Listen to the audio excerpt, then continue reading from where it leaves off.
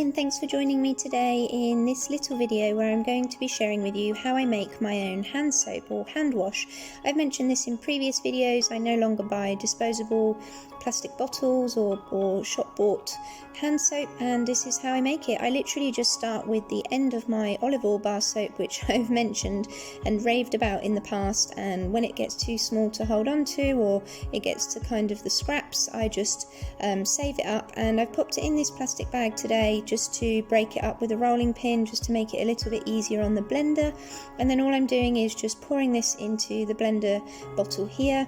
I've played around with ratios and measurements and different weights, and I found that this is the ratio that I am now happy with, and that is a 1/4 cup of boiled water, which I'm just pouring out here, and approximately 10 grams of soap. Obviously it's difficult to get the weight of the soap exactly right depending on how far you use your bar of soap until the end, but yeah, 1/4 cup and 10 grams of soap is what I've found to be the most beneficial kind of consistency that I end up with. And I just pulverized it up there, blended it for a good couple of minutes, as long as you can really, to end up with this lovely fine, smooth, light texture.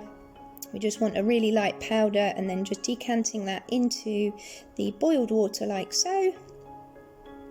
And then all I'm going to be doing is just whisking this up. This was a little bit difficult. I'm left-handed and it is my left hand that's broken, so this did take me a while, but I'll come back to you when it is looking good. So this is what it looked like after a good couple of minutes of whisking. Go for longer if you can, but it was kind of a bit of a struggle for me by the end, but this is a great consistency. This isn't the same consistency as the last time, but this is only the second time that I'm using this blender whisk method, but it's almost like a cream, which I was actually really happy with. It is one of those trial and error kind of things where you just learn as you go along and figure out what you like best.